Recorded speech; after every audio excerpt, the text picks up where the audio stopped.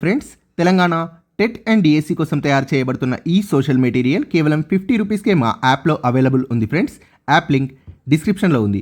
ఒకవేళ మీకు buy now option కనిపించకపోతే ఐ యామ్ ఇంట్రెస్టెడ్ అని క్లిక్ చేయండి. సో మీకు పేమెంట్ లింక్ వస్తుంది మొబైల్కి. ఎస్జిటి స్కూల్ అసిస్టెంట్ సోషల్ ప్రత్యేకం 10th క్లాస్ 14th లెసన్ భారతదేశ జాతీయోద్యమం, దేశ విభజన, స్వాతంత్ర్యం 1939 to 47. ప్రపంచ యుద్ధానికి భారతీయులు మద్దతు తెలపాలా? 1939లో రెండవ ప్రపంచ యుద్ధం మొదలైనప్పుడు దేశంలోని పలు రాష్ట్రాలు కాంగ్రెస్ ప్రభుత్వ పాలనలో ఉన్నాయి. భారతీయులకు స్వయం పరిపాలనా సిద్ధాంతాన్ని, అధికారం కొంతమేరకైనా ఇవ్వాలి అని బ్రిటిష్ ప్రభుత్వం అంగీకరించింది. 1935లో బ్రిటిష్ పార్లమెంట్ భారత ప్రభుత్వ చట్టాన్ని ఆమోదించింది. సో 1935 భారత ప్రభుత్వ చట్టం గురించి నేను ఒక వీడియో చేశాను ఫ్రెండ్స్. సో ఫ్రీ పీడిఎఫ్ కూడా యాప్లో అవైలబుల్ ఉంది పీడిఎఫ్. సో చాలా డెప్త్గా కవర్ చేశాను, దాంట్లో చూడండి, చాలా యూస్ఫుల్గా ఉంటుంది. సో 1935 భారత ప్రభుత్వ చట్టం ప్రకారం రాష్ట్రాల్లో ఎన్నికలు నిర్వహించి వీటిలో గెలిచిన పార్టీలు ప్రభుత్వాన్ని ఏర్పాటు చేయవచ్చు. అయితే ఓటు వేసే అధికారాన్ని జనాభాలో చాలా కొద్ది మందికే ఇచ్చారు. రాష్ట్ర శాసనసభలకు 12%, కేంద్ర సభకు 1% ప్రజలకే ఓటు హక్కు లభించింది. బ్రిటిష్ ఇండియాలోని 11 రాష్ట్రాల్లో 1937లో ఎన్నికలు నిర్వహించినప్పుడు కాంగ్రెస్ పార్టీ ఘన విజయం సాధించింది. 11 రాష్ట్రాలకు గాను 8 రాష్ట్రాల్లో కాంగ్రెస్ ప్రధానమంత్రులు ఎన్నికయ్యారు. సో ఇంగ్లీష్ వర్షన్లో కూడా కాంగ్రెస్ ప్రైమ్ మినిస్టర్స్ ఎలెక్టెడ్ అని ఉంది. సో 11 రాష్ట్రాలకు 8 రాష్ట్రాల్లో కాంగ్రెస్ ప్రధానమంత్రులు ఎన్నికయ్యారు. వీరు బ్రిటిష్ గవర్నర్ పర్యవేక్షణలో పనిచేయసాగారు. సో అక్షరాజ్యాలు అంటే జర్మనీ, జపాన్, ఇటలీ మరియు ఇతర దేశాల కూటమి. సో వీటికి వ్యతిరేకంగా కాంగ్రెస్ ప్రభుత్వాల్ని సంప్రదించకుండానే బ్రిటన్ యుద్ధంలో భారతదేశం పాలు పంచుకుంటుందని నిర్ణయం తీసుకుంది. అనేక మంది కాంగ్రెస్ నాయకులు హిట్లర్ని, ముస్సోలినీని, ఫాసిజాన్ని వ్యతిరేకించారు. ఇతర స్వతంత్ర దేశాల్ని జయించడానికి ప్రయత్నిస్తున్న ఫాసిస్ట్ శక్తుల్ని ఎదుర్కోవాలి అన్న కృత నిశ్చయంతో భారతీయులు ఉన్నారు. అయితే భారతదేశానికి సంపూర్ణ స్వాతంత్రం ఇవ్వకుండా ఫాసిస్టులపై తమ పోరాటంలో భారతదేశం మద్దతు ఇవ్వాలి అని కోరుకోవడంలో అవలంబిస్తున్న ద్వంద్వ ప్రమాణాల్ని బ్రిటిష్ ప్రభుత్వం గుర్తిస్తుంది అని కాంగ్రెస్ ఆశించింది. అయితే బ్రిటిష్ వారు దీన్ని గుర్తించినా తాము నిర్మించిన సామ్రాజ్యాన్ని వదులుకోవడం వారు కష్టంగా భావించారు. బ్రిటన్లో యుద్ధ సమయంలో కన్జర్వేటివ్ పార్టీకి చెందిన విన్స్టన్ చర్చిల్ ప్రధానిగా సంకీర్ణ ప్రభుత్వం ఉండేది. తమ సామ్రాజ్యాన్ని నిలుపుకోవాలి అని కన్జర్వేటివ్ పార్టీ వారు ప్రయత్నించారు. భారతీయులు స్వాతంత్రం పొందడానికి లేబర్ పార్టీ ఎక్కువ సుముఖంగా ఉంది. బ్రిటిష్ సామ్రాజ్యం కింద భారతదేశానికి డొమినియన్ ప్రతిపత్తి ఇవ్వడానికి బ్రిటిష్ వారు సంసిద్ధంగా ఉన్నారు. కానీ కాంగ్రెస్ సంపూర్ణ స్వరాజ్యం కోరింది. కేంద్రంలో కూడా జాతీయ ప్రభుత్వాన్ని వెంటనే ఏర్పరచాలని కాంగ్రెస్ కోరింది. భారతదేశంలో అనేక ఇతర సమూహాల ప్రయోజనాల్ని కాపాడాలి కాబట్టి బ్రిటన్ దీనికి అభ్యంతరం పెట్టింది. కాంగ్రెస్ భారతీయులందరికీ ప్రాతినిధ్యం వహించడం లేదని, ఉదాహరణ ముస్లింలకు ప్రాతినిధ్యం వహించడం లేదు అని బ్రిటన్ యొక్క భావం. అనేక మంది భారతీయుల ప్రయోజనాల్ని కాంగ్రెస్ పట్టించుకోవడం లేదని, వాటిని కాపాడాల్సిన బాధ్యత తమపై ఉందని బ్రిటన్ భావించింది. బ్రిటన్ మొండిపట్టుతో విసిగిపోయిన కాంగ్రెస్ రాష్ట్ర ప్రభుత్వాల నుండి వైదొలగాలని నిర్ణయించింది. 1937లో అధికారంలోకి వచ్చిన కాంగ్రెస్ ప్రభుత్వాలు 1939 అక్టోబర్లో రాజీనామా చేశాయి. యుద్ధంలో గెలవడంపై దృష్టి కేంద్రీకరించడానికి వీలుగా శాంతి భద్రతల్ని కాపాడడానికి బ్రిటిష్ ప్రభుత్వం ప్రత్యేక అధికారాల్ని పొందింది.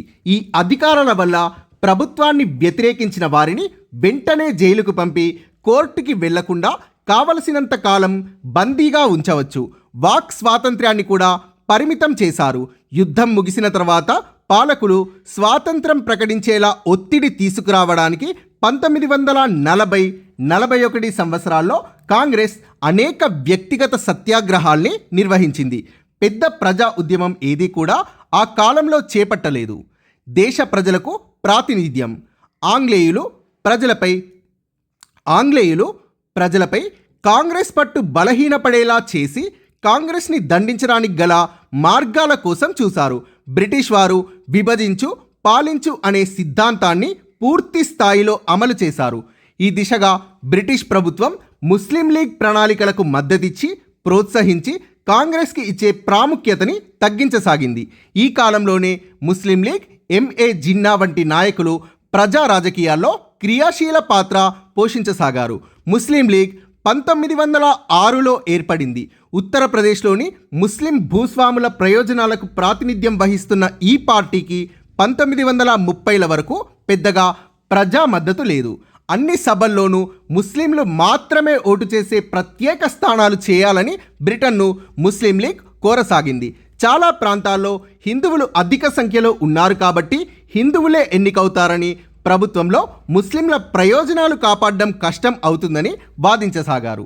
కొన్ని స్థానాలు ముస్లింలకు రిజర్వ్ చేసి ఆ ప్రాంతంలోని ముస్లింలకు ఓటు హక్కు కల్పిస్తే శాసనసభలకు ముస్లింలు ఎన్నికై వాళ్ళ సమస్యల్ని ప్రస్తావించగలుగుతారు. ఈ వాదనని కాంగ్రెస్ కూడా అంగీకరించడంతో 1909 నుండి ముస్లింలకు ప్రత్యేక నియోజకవర్గాల్ని ఏర్పాటు చేశారు.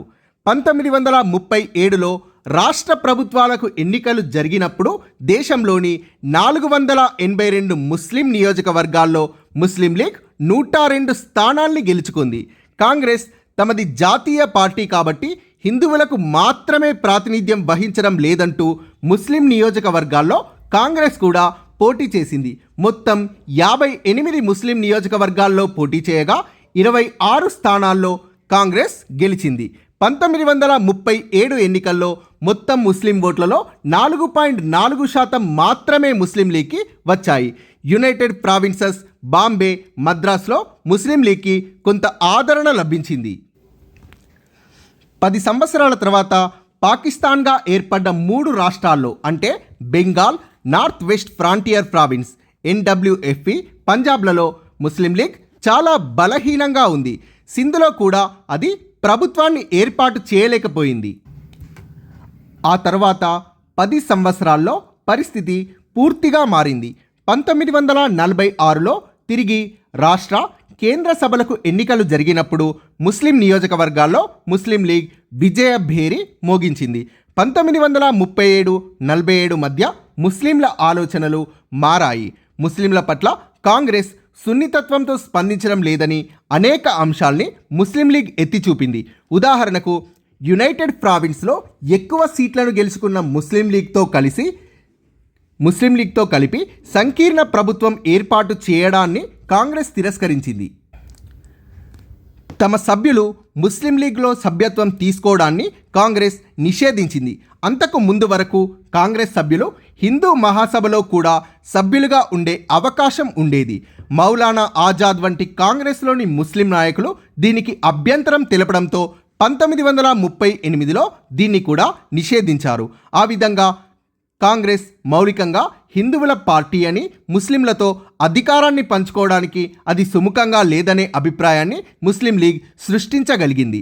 హిందూ మహాసభ RSS ఈ సమయంలో హిందూ మహాసభ జాతీయ సాంస్కృతిక సంస్థ అయిన రాష్ట్రీయ స్వయం సేవక్ సంఘ్ RSS హిందువుల్ని సమీకరించడానికి చురుగ్గా పనిచేశాయి. కులం, వర్గాల్ని అధిగమించి హిందువులందరినీ ఏకం చేసి సామాజిక జీవితంలో సంస్కరణలు తీసుకురావాలని ఈ సంఘాలు ఆశించాయి. భారతదేశం అధిక సంఖ్యలో ఉన్న హిందువుల భూమి అనే అభిప్రాయాన్ని కూడా వారు కలిగించారు. ఈ సంఘాల కార్యకలాపాలతో అనేక కాంగ్రెస్ వాదులు కూడా ప్రభావితమయ్యారు. తమ సభ్యుల్లో లౌకిక అవగాహన పెంచడానికి కాంగ్రెస్ ఎంతో ప్రయత్నించింది. హిందువులు, ముస్లింలు 2 దేశాల ప్రజలు కాదని, భారతదేశంలో సమగ్ర భాగం అనే కాంగ్రెస్ వాదించేది. అయితే బ్రిటన్ ముస్లింలకు భద్రత కల్పించడానికి ముస్లిం లీగ్కి సూచనలు చేయసాగింది.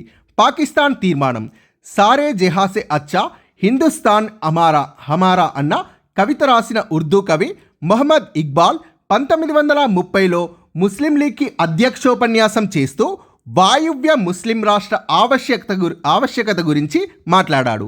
పాకిస్తాన్ లేదా పాకిస్తాన్ ఇది పంజాబ్, ఆఫ్ఘన్, కాశ్మీర్, సింధ్, బలూచిస్తాన్ల ఆంగ్ల అక్షరాల నుండి ఏర్పడింది. పాకిస్తాన్ లేదా పాకిస్తాన్. ఈ పేరుని రూపొందించినది కేంబ్రిడ్జ్లోని పంజాబీ ముస్లిం అయిన చౌదరి రెహ్మత్ అలీ.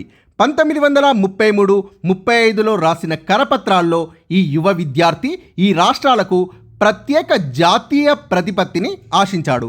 1930లలో రెహ్మత్ అలీని ఎవరూ పట్టించుకోలేదు. ప్రత్యేకించి ముస్లిం లీగ్, ఇతర ముస్లిం నాయకులు దాన్ని విద్యార్థి కలగా కొట్టిపారేశారు. హిందువుల ఆధిపత్యం పట్ల ముస్లిం లీగ్ రెచ్చగొట్టిన భయాల్ని తొలగించడంలో కాంగ్రెస్ వైఫల్యం చెందడం వల్ల బ్రిటిష్ పాలకులు విభజించి పాలించు అన్న విధానాన్ని అవలంబించడం వల్ల రాజకీయ వాతావరణం మారింది. 1940 మార్చి 23న ఉపఖండంలో ముస్లింలు అధికంగా ఉన్న ప్రాంతాల్లో కొంత స్వయం ప్రతిపత్తిని కోరుతూ ముస్లిం లీగ్ ఒక తీర్మానాన్ని ప్రవేశపెట్టింది. అస్పష్టంగా ఉన్న ఈ తీర్మానం దేశ విభజనను కానీ పాకిస్తాన్ని కానీ పేర్కొనలేదు. అయితే ఆ తర్వాత సంవత్సరాల్లో దీన్ని పాకిస్తాన్ తీర్మానంగా పేర్కొనడం మొదలుపెట్టారు. కొత్త దేశంగా పాకిస్తాన్ ఏర్పడడానికి మద్దతు పొందసాగింది. ముస్లిం లీగ్ నాయకుడైన ఎంఏ జిన్నా డిమాండ్లను ఒప్పుకోవడం కాంగ్రెస్కి కూడా కష్టమైంది. 1940-46 మధ్య ప్రత్యేక దేశం ఆవశ్యకత, దాని ప్రయోజనాల గురించి ముస్లిం ప్రజల్ని ముస్లిం లీగ్ ఒప్పించగలిగింది. 1942 నుండి 45 మధ్యకాలంలో చాలామంది కాంగ్రెస్ నాయకులు జైల్లో ఉన్నారు. ముస్లిం లీగ్ ఈ కాలాన్ని తన ఆదరణను పెంచుకోవడానికి సద్వినియోగపరుచుకుంది.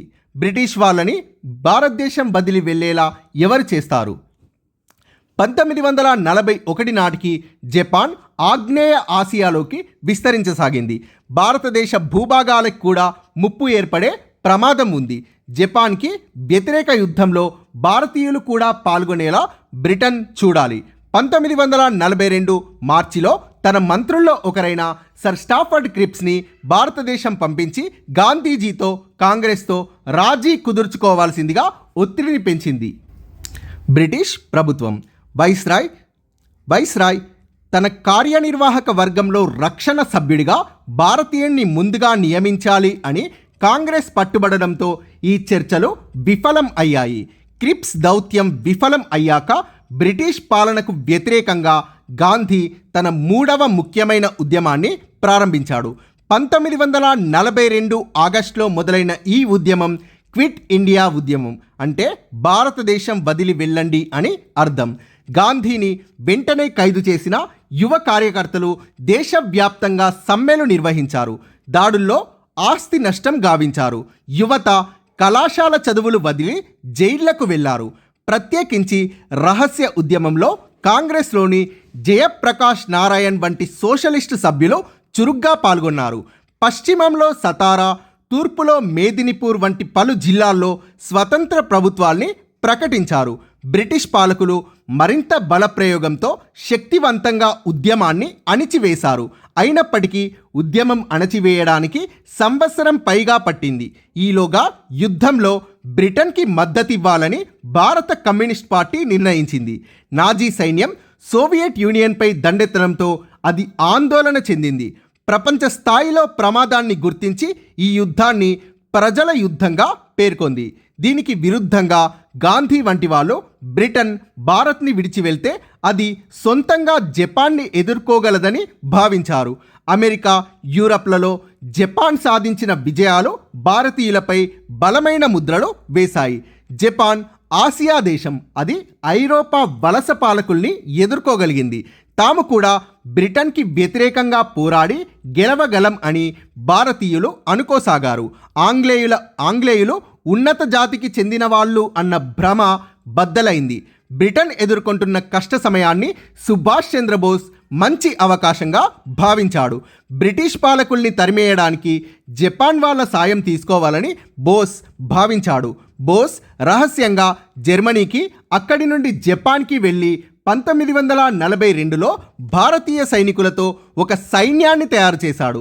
ఈ సైనికులు బర్మా, మలయా దేశాల్లో బ్రిటన్ని జపాన్ ఓడించినప్పుడు బందీలుగా తీసుకున్న బ్రిటిష్ సైన్యంలోని వారు. వీరికి భారత జాతీయ సైన్యం అని పేరు పెట్టి బోస్ వీరిని తన సైన్యంలోకి తీసుకున్నాడు.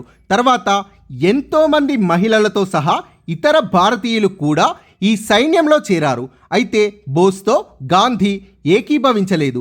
జపనీయులు భారతదేశానికి విముక్తిదాతలు కాలేరు అని గాంధీ భావించాడు. కానీ సుభాష్ చంద్రబోస్ జపాన్ సైన్యంతో కలిసి తన సైన్యంతో బ్రిటిష్ వాళ్లకు వ్యతిరేకంగా దాదాపు 3 సంవత్సరాలు యుద్ధం చేశాడు. ఒక దశలో మిత్రపక్షాలు యుద్ధంలో ఓడిపోతాయనిపించింది. స్టాలిన్ గ్రాడ్లో తిరుగులేని విజయం సాధించడంతో రష్యా నాజీ శక్తుల ఆట కట్టించింది. మిత్రకూటమి యుద్ధంపై తిరిగి పట్టు సాధించి అంతిమంగా రెండో ప్రపంచ యుద్ధంలో విజయం సాధించింది. బోస్ భారత జాతీయ సైన్యం బ్రిటిష్ వారి చేతుల్లో ఓటమి పాలైంది. తర్వాత ఘటనల్లో బోస్ చనిపోయాడో మాయమయ్యాడో ఖచ్చితంగా తెలియరాలేదు. 1944 జూన్లో యుద్ధం ముగింపు దశకు చేరుకుంటున్న సమయంలో బ్రిటిష్ ప్రభుత్వం గాంధీని చెరసాల నుండి విడుదల చేసింది. ప్రజల తిరుగుబాటు 1946 నుండి 48 వరకు భారత జాతీయ సైన్యానికి చెందిన సైనికుల్ని జైలు పాలు చేసి శిక్షించాలని బ్రిటిష్ పాలకులు నిర్ణయించారు. విద్రోహ చర్య కింద వారిని విచారించి ఉరిశిక్ష విధించాలని నిర్ణయించారు. ఈ విచారణ కొనసాగుతుండగా పలు ప్రాంతాల్లో అసంతృప్తి చెలరేగాయి. జాతీయ చైతన్యంతో చెలరేగిన ఈ ప్రజా తిరుగుబాటులో హిందువు ముస్లింల గుర్తింపు, విభజన రాజకీయాలు వంటివి ప్రాముఖ్యత కోల్పోయాయి. భారత జాతీయ సైనికుల్లో విచారించబడుతున్న వాళ్ళలో చాలామంది ముస్లింలు. అయితే వాళ్ళ పట్ల ప్రజల సానుభూతి వెల్లివిరిసి వాళ్ళ మతం గురించి ఎవరూ ఆలోచించలేదు. యుద్ధం తర్వాత ఆహార ధాన్యాల కొరత, ధరల పెరుగుదల వంటి వాటితో ప్రజల్లో తీవ్ర అశాంతి చెలరేగింది. సో ఇది భారతదేశ స్వాతంత్ర్యం కోసం 1946లో తిరుగుబాటు చేసిన నావికా దళాల స్మారక చిహ్నం ఇది. 1946 ఫిబ్రవరి 16న బొంబాయి రేవులోని రాయల్ నౌకాదళంలోని భారత సైనికులు నాసిరకం ఆహారం, తమ పట్ల బ్రిటిష్ అధికారుల ప్రవర్తన పట్ల నిరసనగా నిరాహార దీక్ష చేపట్టారు. అనతి కాలంలోనే ఈ సమ్మె బొంబాయిలోని ఇతర నావికా వర్గాలకు, భారతదేశంలోని అన్ని నౌకాదళ కేంద్రాలకు విస్తరించింది. తిరుగుబాటుదారులు నౌకలపై 3 రంగుల జెండా, నెలవంక జెండా, కత్తి, సుత్తి జెండాల్ని కలిపి ఎగరవేశారు. ఎంఎస్ ఖాన్ నాయకుడిగా నౌకాదళ కేంద్రీయ సమ్మె సంఘం ఏర్పడింది. నౌకాదళ కేంద్రీయ సమ్మె సంఘం కోరినవి మెరుగైన ఆహారం ఇవ్వాలి, తెల్ల సైనికులకు మరియు భారతీయ సైనికులకు సమాన వేతనాలు ఇవ్వాలి, భారతీయ జాతీయ సైనికుల్ని, ఇతర రాజకీయ ఖైదీల్ని విడుదల చేయాలి, ఇండోనేషియా నుండి భారతీయ సైనికుల్ని ఉపసంహరించాలని ఎంఎస్ ఖాన్ నాయకుడిగా ఏర్పడ్డ నౌకాదళ కేంద్రీయ సమ్మె సంఘం కోరింది. ఈ సమ్మెలో 78 ఓడలు, 20 తీర ప్రాంత కార్యాలయాలు, 20,000 మంది సైనికులు పాల్గొన్నారు.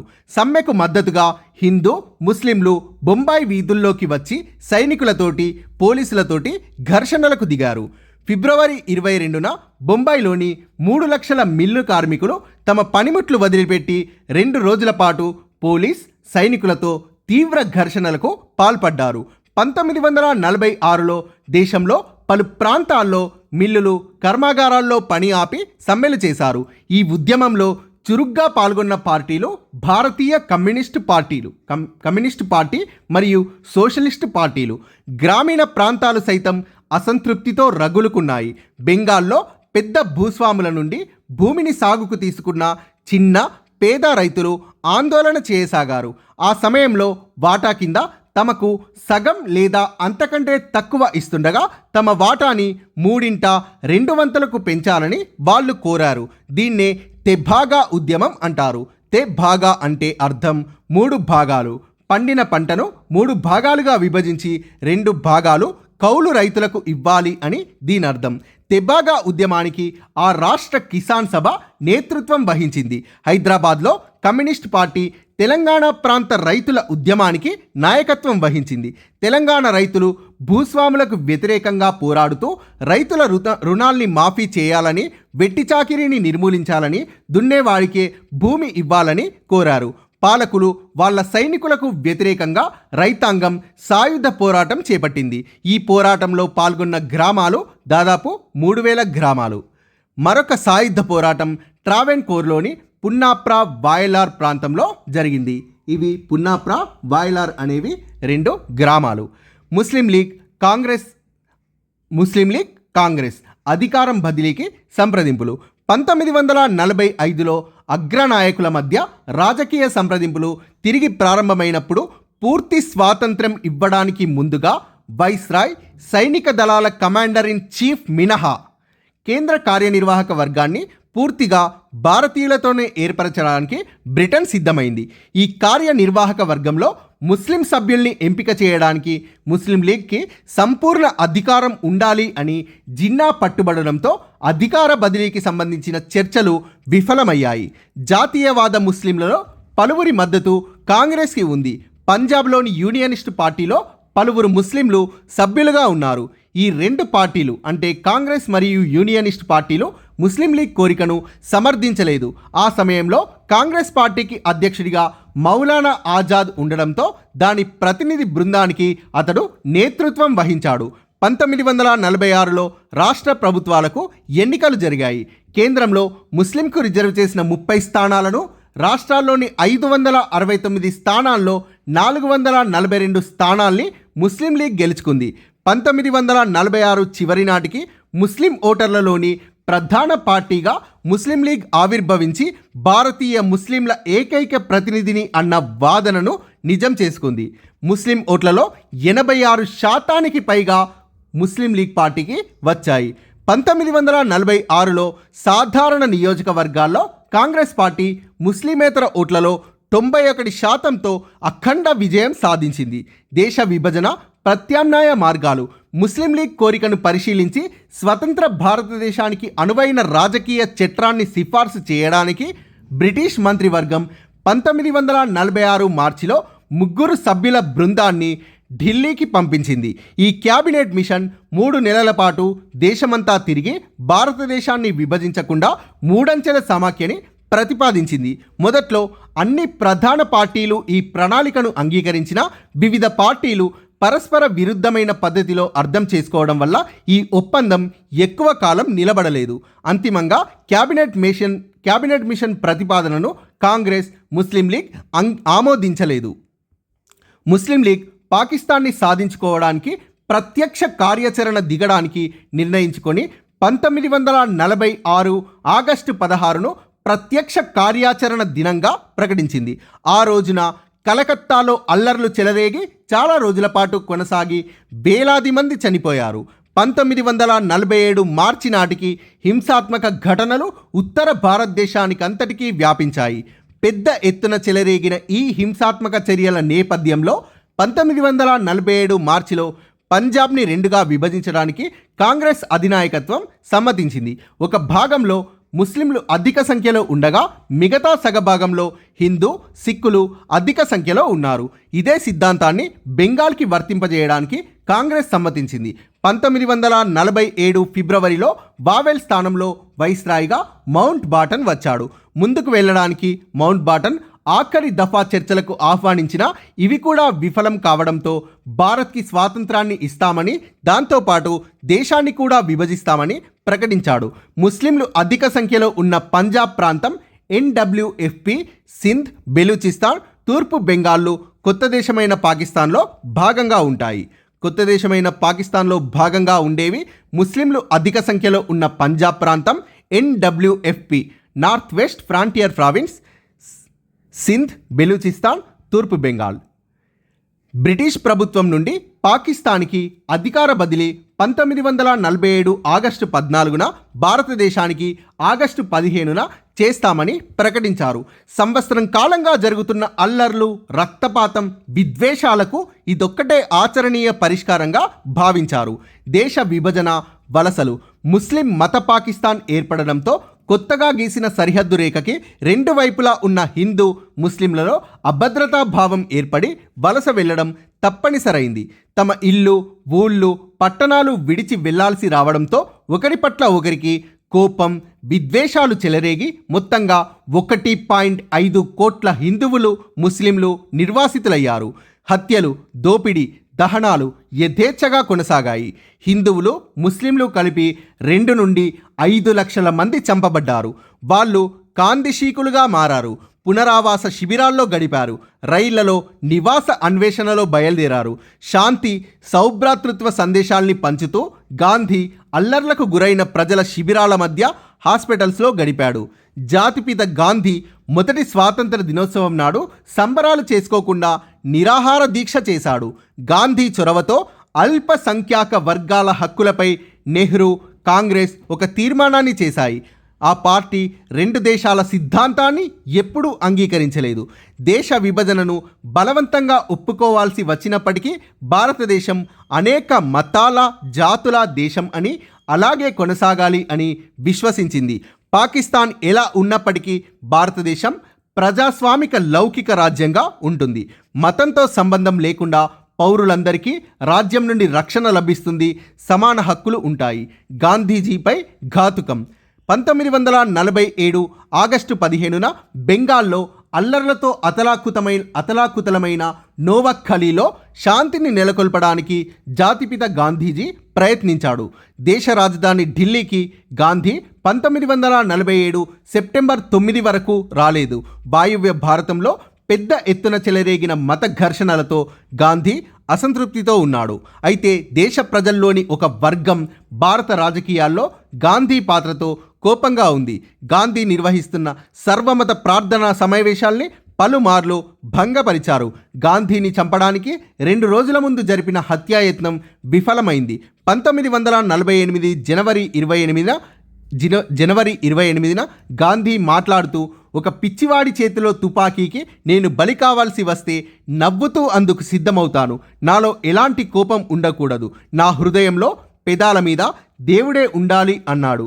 1948 జనవరి 30 సాయంత్రం సర్వమత ప్రార్థనకి వెళ్తున్న జాతిపిత 3 బుల్లెట్లకు నేల కొరిగాడు.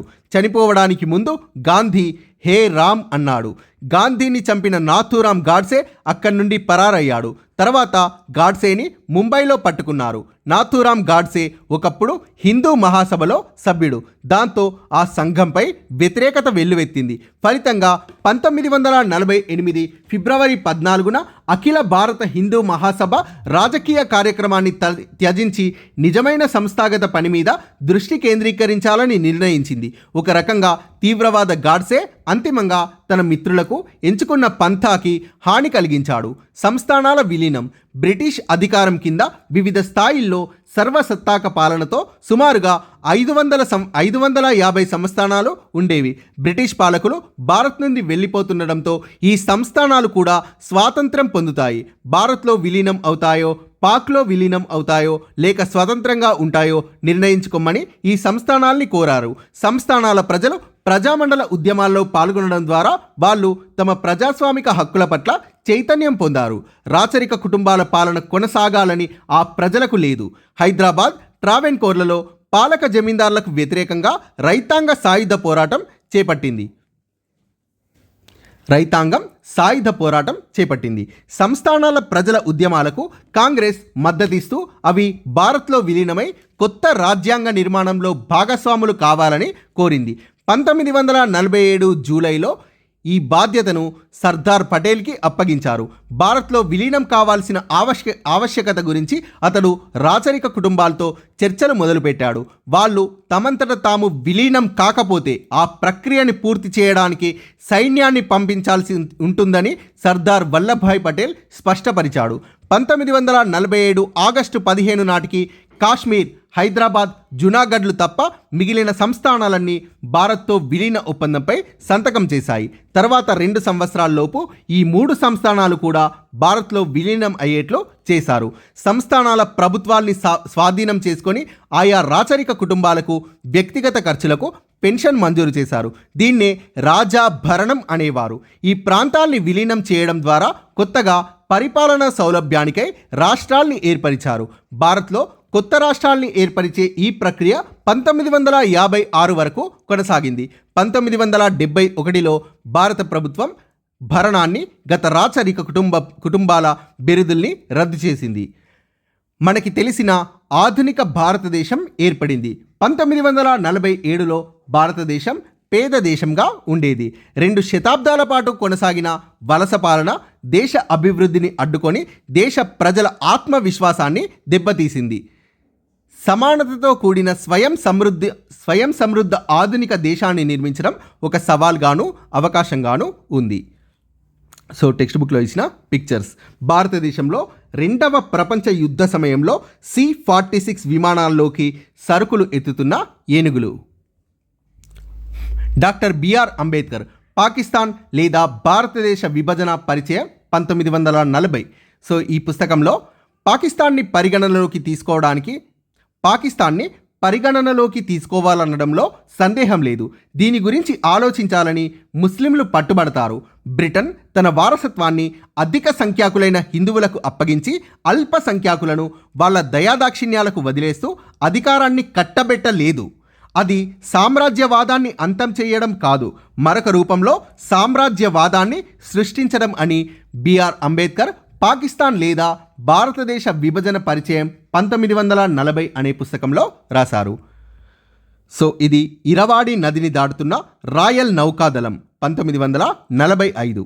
సో అడాల్ఫ్ హిట్లర్కి గాంధీ రాసిన ఉత్తరం ఇది. Herr Hitler, Berlin, Germany. ప్రియమైన మిత్రమా, మానవాళి కోసం నీకు ఈ ఉత్తరం రాయమని మిత్రులు నన్ను ఒత్తిడి పెడుతున్నారు. నా నుండి ఉత్తరం అసందర్భంగా ఉంటుంది అన్న అభిప్రాయంతో వారి అభ్యర్థనల్ని తోసిపుచ్చుతూ వచ్చాను. అయితే నేను లెక్కలు వేయడం మాని నా విన్నపాన్ని మీకు తెలియజేయాలి. మానవాళిని ఆటవిక దశకి దిగజార్చే యుద్ధాన్ని నివారించగల వ్యక్తి ప్రపంచంలో మీరు ఒక్కరే అన్నది స్పష్టంగా ఉంది. మీ ఆశయం మీకు ఎంత ముఖ్యమైనది అయినప్పటికీ దానికి ఇంతటి మూల్యం చెల్లించాలా? హింసను కావాలని తిరస్కరించి ఎంతో కొంత విజయాలు సాధించిన వ్యక్తిగా నేను చేస్తున్న విన్నపాన్ని ఆలకిస్తారా? మీకు రాయడంలో ఏదైనా తప్పు జరిగితే మన్నించండి. మీ ఎంకే గాంధీ. మహాత్మా గాంధీ సంకలిత రచనలు 1939. సో అడాల్ఫ్ హిట్లర్కి గాంధీ రాసిన ఉత్తరం ఇది. సో మానవాళిని ఆటవిక దశకి దిగజార్చే యుద్ధాన్ని నివారించగల వ్యక్తి ప్రపంచంలో మీరు ఒక్కరే అని హిట్లర్ని ఉద్దేశించి గాంధీ రాసిన ఉత్తరం ఇది. So thank you friends. Please subscribe this channel.